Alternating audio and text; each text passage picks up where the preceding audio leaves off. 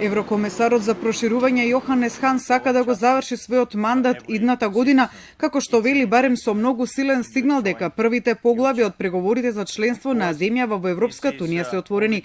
Со оваа лична порака Хан денеска го заврши своето излагање на вториот ден од стартот на скринингот со кој Македонија заедно со Албанија го започна процесот на усогласување на нивното законодавство со европското. My main message to the delegation present today and the citizens at home: work has already started. The EU perspective is about to materialize. However, this means a lot of work ahead and important homework to do. The emphasis clearly lies on rule of law, which is particularly important.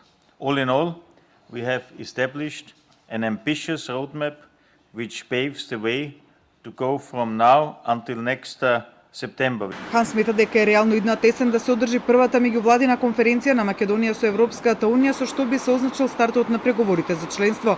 Сепак нагласи дека предстои многу работа и оти не сме да се губат денови на исполнување на целите, а тоа е скринингот да заврши до идното лето и потоа да се премине на следниот чекор.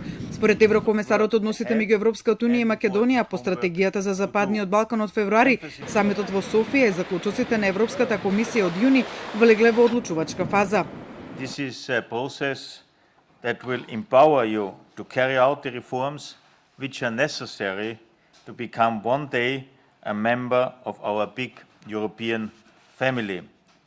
This is a societal process that will bring a change for the better of your countries and provide concrete benefits for your citizens by offering new job perspectives and guaranteeing rule of law and justice for every citizen. Од македонската делегација која е во Брисел, пред Хан изразија заложба дека ќе дадат се од себе за да ја потврдат довербата со задржување на текот на реформите.